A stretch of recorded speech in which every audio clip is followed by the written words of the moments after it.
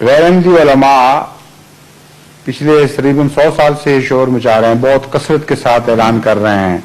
کہ جماعت احمدیہ آیت خاتم النبیین کی قائل نہیں ہے۔ یہ بالکل جھوٹا الزام ہے، ایک ذرہ بھی اس میں سچائی نہیں۔ جماعت احمدیہ قرآن کریم کی ہر آیت کے ہر نقطے پر ایمان ضروری سمجھتی ہے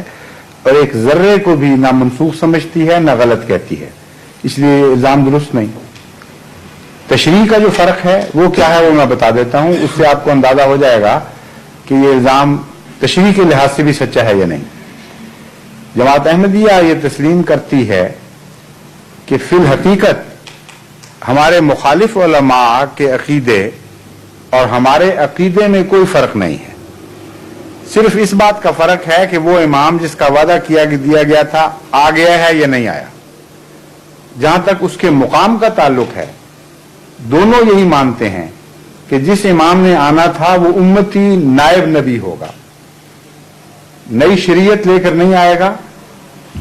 حضرت صلی اللہ علیہ وآلہ وسلم کے حکم سے باہر نہیں ہوگا، 100% شریعت اسلامیہ ہی کا پرچار کرے گا اور حضور اکرم کا کامل غلام ہوگا، لیکن اس کے باوجود اسے امتی نبی کا لقب ملے گا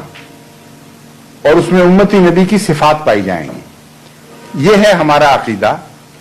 جو ہم کہتے ہیں کہ نہ صرف یہ کہ خاتم النبیین آیت کے مخالف نہیں،